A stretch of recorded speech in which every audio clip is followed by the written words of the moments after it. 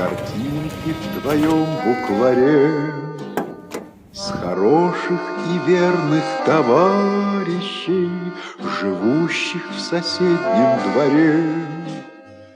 А может, она начинается с той песни, что пела нам мать, с того, что в любых испытаниях у нас никому не отнять.